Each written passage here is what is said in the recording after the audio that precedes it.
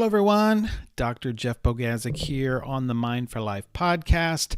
And today I want to talk about something I think is incredibly important for overcoming some of the biggest frustrations and misunderstandings that you encounter in your life. And really the topic is stories. Why we tell stories. And more particularly, how narratives shape our perception, our meaning, and our understandings of reality. In fact, you could even say how our perceptions affect and transform reality for itself, especially as it concerns us. So ask yourself this question, and I've been asking myself this question. By the way, we are sponsored by Charm XP. It is an AI-powered app that allows you to develop your own communication skills, practice them in real time, and learn how to improve. So if you're looking to improve your communication skills, how to engage people in conversation, how to start conversations with people, how to have difficult conversations, how to deal with conflict, check out Charm XP. I have a link in the show notes for this and you can access it there. So take a look at that. I'd appreciate it, by the way. Also, if you find this podcast at all helpful, informative, entertaining, if at all, please go ahead and subscribe to this channel. Share it with your friends. I would appreciate that. Okay, let's get into it. Have you ever thought and wondered how it is the case that two intelligent and smart people with access to the same information can look at the same issue and see two completely different realities? It's not just the facts, because the facts are the same. It is, and it has to do with, and I'm putting forth the theory that it has to do with the stories and the narratives that we carry. We carry narratives. We carry these things with us. When we are seeing or experiencing disagreement, we naturally assume that one person should be right and the other person should be wrong. Or one person has more information and the other person has less information.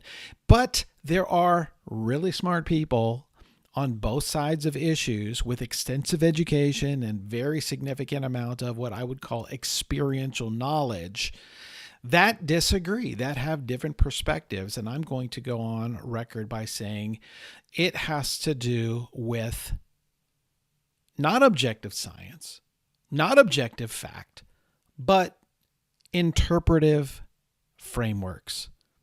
Interpretive frameworks. Every fact, every statistic, every what we would call empirical piece of data, all of it is subject to interpretation. All of it is subjective in the sense that a human being has to look at that and make an interpretation. We interpret, we filter. We as human beings are not simply machines who process information and record it and regurgitate it. We interpret it. We interpret information. And we do it through stories. We do it through narratives. We do it through stories that we have been taught. We do it through stories that we have adopted. We do it through stories that we perhaps have invented ourselves to deal with our own psychological issues. When we have fear, when we have anxiety, when we have uncertainty, we create stories to help us make sense of that uncertainty, fear, anxiety. And so it's important to recognize that we create things to help us understand. My thinking is very much framed by the philosopher Viktor Frankl, who wrote Man's Search for Meaning. And whereas other philosophers will say these are the interpretations, that these are the frameworks that we should use to interpret human life and human existence. If you are familiar with Karl Marx, right? He said labor and capital. That was the framework to interpret human life and human existence, that everything should be interpreted through labor and capital and this exploitation and these power dynamics. Nietzsche was one who said the will to power. That's the framework through which everything should be interpreted. We interpret the world by people. The underlying foundation for every person is the will to power. And other people have purported other theories. Well, Frankl's was this: every human being seeks meaning. We all are looking for meaning in our lives. That what we are doing is not insignificant, is not something that has no bearing on anything else, but that there is something deeper, that there is a purpose, that there is a meaning. And these are deep philosophical questions, right? These are the deep philosophical questions. Why am I here? Why am I on this planet? What am I supposed to do? What am I doing here? Am I making a difference? There was a book a while back that was written. I didn't read it, or if I did read it, I think I read through it very sporadically, but the title was important, and the title was this: The Search for Significance. Everybody wants to feel significant. I think it is a universal human motive and desire. We want to feel special. We want to feel loved. What is it that drives the pursuit of fame and notoriety? The desire to be significant, the desire to be loved, the desire to feel special, because that feeling of importance or feeling special is meaningful. Or at least people think that is what will give meaning to life. The funny thing is, though, when you ask people, why is there a pursuit for money and for things and for toys? Because people feel like that will fill the void that we have for meaning in our lives. But as I was saying, the funny thing that you will find is that when you ask people who have achieved fame or who have achieved notoriety or who have achieved financial success, they will tell you that's not it. And some of them, I would say, will tell you that's not it.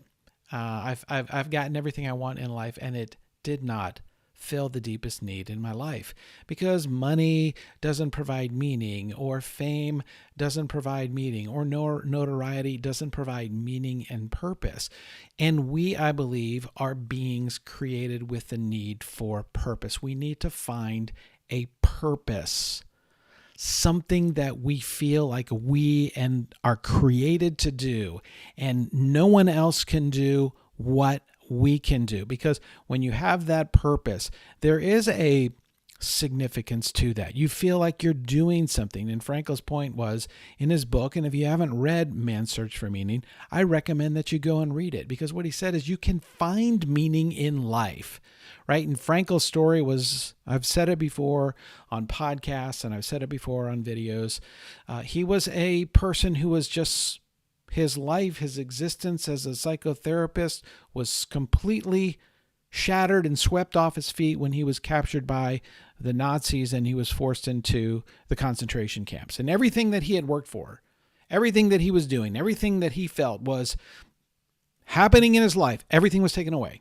And now all of a sudden he's here in this experience. And his question was, how can I find, is there meaning in this? Is there purpose in this? Can I find purpose and meaning in this experience in the concentration camp? And so he was able to do that. And so I think humans do that. And how do we kind of craft that meaning? How do we find ways to make meaning? We do it through stories.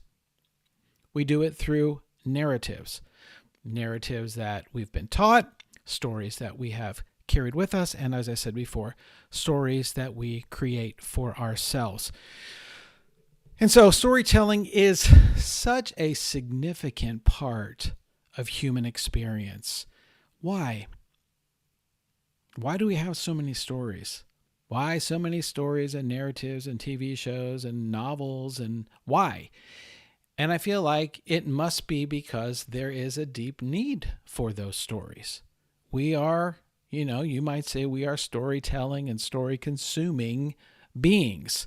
Stories and narratives provide meaning for us. We resonate with those stories. We align ourselves with characters in those stories, and they give us direction. They provide a path through difficult challenges in life. You all know, and we all know, that when we see a story or we read a book or a novel about someone who has gone through difficulties, the ones that resonate are the ones that are the most realistic, because we see that person go through that and overcome, and that we can identify with those stories, because the human experience, the human condition, in many levels, in many areas, is consistent. We all experience challenges. We all go through times. We all struggle with some of the same things. Meaning and purpose, it is the answer to the deepest questions. Why am I here? We like to avoid those questions, don't we? Why am I here on this planet? How did I get here? What's my purpose? What does all of this mean?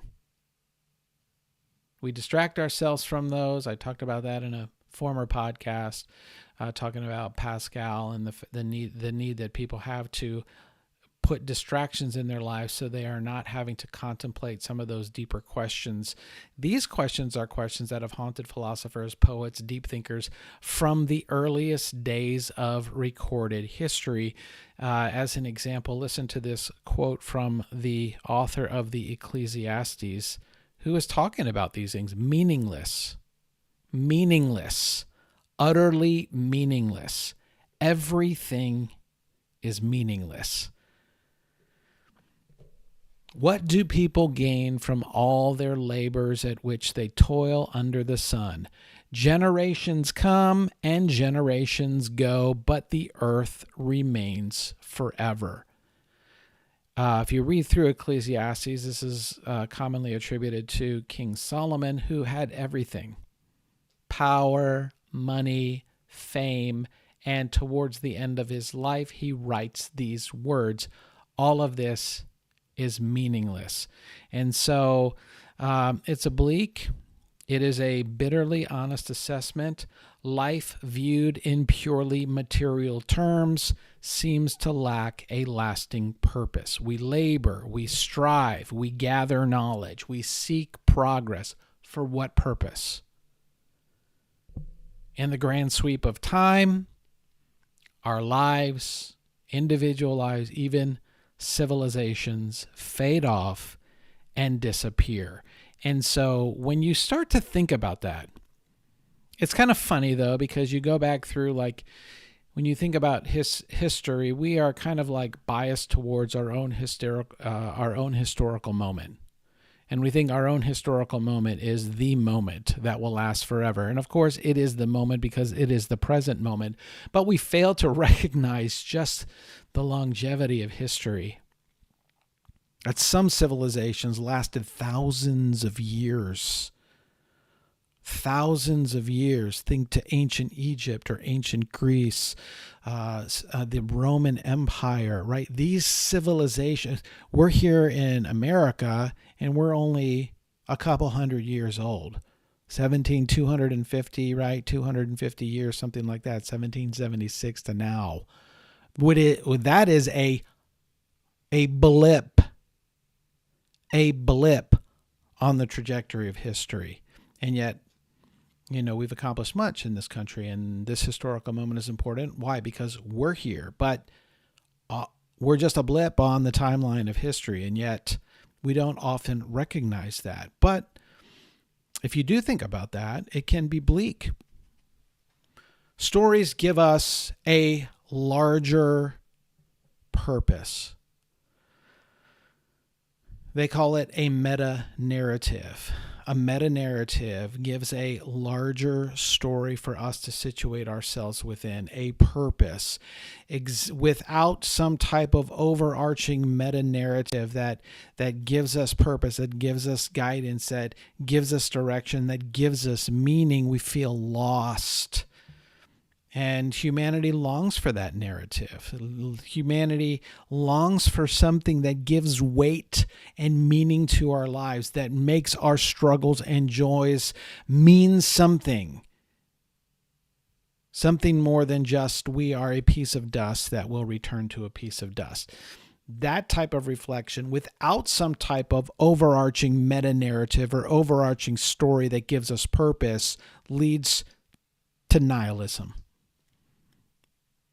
And some of the nihilistic philosophers would say, well, that's just what you have to do, is you just have to accept that there is no meaning. It's absurd. The absurdity of human existence. It doesn't make sense. It is by accident. It has no meaning. And you just need to accept that and laugh it off as a comedy or whatever, right? And for those people, maybe that works, but for many people, that doesn't work. We have to believe there's something more. Stories do that for us. Stories provide meaning.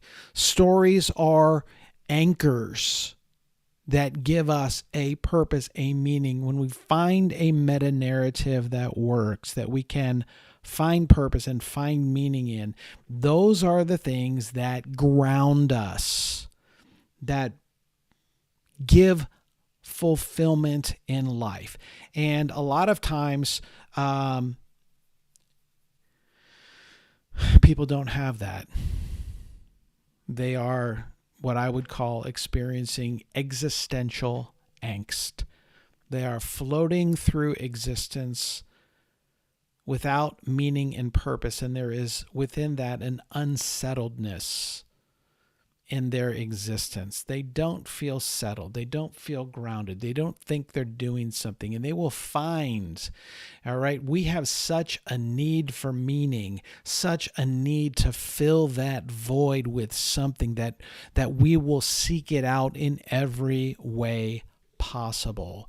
And so, stories help to provide that, but they do more than just anchor us against that uncertainty. They actually can shape what we even perceive as real.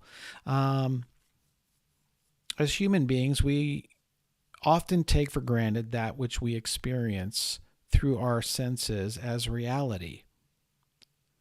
We look at what we see and we expect that that is reality, and we forget, we lose sight of the fact that there is a filter through which that reality comes. As someone said once, when we are human beings, we don't get reality. We get reality plus us. We are the filter, for lack of a better term. We are the ones with our stories and our narratives and our presuppositions and our perceptions. We are the ones that filter reality to make sense for us. We have stories that we filter reality through, and what we hear comes through our ears and is translated into our brains as knowledge, filtered through our experiences, our stories, the narratives that we have been taught. What we see appears to our eyes, and then it is filtered. We're not machines. We're not machines that make unbiased decisions and create objective facts. It's all filtered through our experience, our stories, our narratives, our past histories, right? We call it the interpretive framework, and each person has a different one, right? That is how come somebody, a smart person on one side, can experience the exact same thing and see the exact same facts as a smart person on another side, and they both can make two different judgments and make two different interpretations, because there are frameworks, there are values, there are stories, there are meanings, there are purposes that both of those individuals have grown up with. And every single person is unique in that. There's no one that is the same. Even twins that grow up in the same, and they've talked about this, twins, there have been studies on this, have grown up in the same household and grown up in what you might call the same conditioning, have different experience, have different purposes, have different meanings, have different value systems. And so we don't just get reality. We get reality plus us. Now, of course, we trust our senses, we trust our sight, we trust our hearing. We can't trust our feelings because our feelings are, our emotions, our feelings are always dependent on certain things. Can be dependent upon what we ate in the morning, can be dependent on what we had or didn't have for breakfast, can be dependent on our insulin levels, or whether or not we got enough sun, whether or not we got enough outside, whether or not we had enough sleep the night before, right? All of those things can affect our feelings. And so those experiences that we have are always a filter of reality. And I would call it the maps that we use, those interpretive frameworks. Reality is too big for us to grasp. There are too many data points for us to make sense of. Reality is too complex. So what do we need? We need interpretive frameworks to make it make sense for us. We call them maps. And as the scholar Alfred Korzybski once said, the map is not the territory. The territory is reality. The map is the language, the story, the words that we use to try to make reality make sense for us. They are only symbolic representations of reality, right? Because language is a symbolic representation. The words that we use are not reality. They are only representations of reality, and they are levels of abstraction for that reality. Words are abstractions. We use words to communicate. We use words to communicate to ourselves. We use words to communicate to others. And we use those words to try to communicate the realities of the world around us. But whenever we use language to describe that, you need to recognize, what are you doing? You're creating maps. You're creating maps. You're creating things to try to describe a reality that is complex, that is beyond complex, beyond something. What do we need to make it make sense? We need to find ways to simplify that. And language is a way that we do that. And stories are a way that we make simple the world around us, the human experiences that we have, in order to make it make sense. So, think of this. There is always a gap between your perception, aka your interpretation, and reality. There's always a gap. It can never be the same thing because it is far too complex, reality is. So we have a perception, we have an interpretation. And yet that perception, that interpretation, that story that we tell is not the truth of the reality. And that's, I think, the important thing for this podcast is to communicate. Your stories, they're great stories. They provide meaning. But those stories are not always true. Those stories are ways that you have found to deal with reality as best as you can. And people do that in dysfunctional ways. My question to leave you with for this podcast: what stories have you been telling yourself, or what stories have you been told about reality that are not true, but that you have believed? Right? Because many times we believe lies because they are children's stories to keep us from the fear, the anxiety, the uncertainty, the existential angst that we will encounter in reality. So what are the stories that you've been told? What are the stories that you're continuing to tell yourself about reality that are flat out false? The best move that we can make is to try to, as best as we can, though we never will, is shrink that perception gap. The gap between our perceptions and interpretations of the world, the stories that we tell ourselves, that we have been told about the world, and the world itself. So, let me give you one that I think is important. The story of manifestation. People will tell you, oh, if you just think about it, if you just speak it, it will come into being. That is a lie. That doesn't mean that, however, the self-fulfilling prophecy is not true, because I think the self-fulfilling prophecy is an example of manifestation. But the idea in the sense that you tell yourself something and you start to believe it. And what happens then? You start to do things that will have actual results that will lead towards things that you expect to happen. So in the sense that, I start to believe something, that means I start to do things, I start to act in certain ways that will then have results and ramifications in real life, and ultimately may end up making that thing come true. That can happen. But the idea that, I just speak it into existence, I manifest it, right? I don't believe that that's true. That's a story we tell ourselves to try to make sense of reality, to try to give us meaning and purpose, to try to figure out how we can be successful. And there are millions of stories and narratives that we tell ourselves that we believe, that we choose to believe. And they're not based on fact. They may be based on some type of experiential knowledge, or most likely it's the case that it's someone else's experiential knowledge that you heard on social media and you go, okay, I'm going to believe that, right? And you believe that. Why? Because it starts to make sense for you, and it starts to try to provide meaning for you, and it dispenses with the tragedy of real existence, right? That, maybe it doesn't happen for everybody that way. And so the question to leave you with is this: what are the stories you're telling yourself that are just plain old not true, that are lies?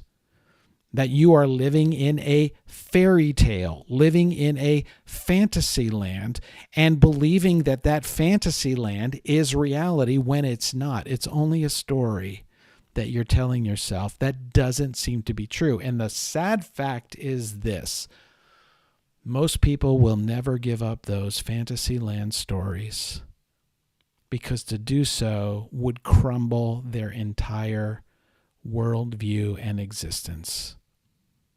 And so what are the stories? What are the narratives that you believe in? That's not to say, again, that stories and narratives are not good things. They are. They are providing meaning for us. They are providing something for us. They are giving us guidance. They're giving us purpose.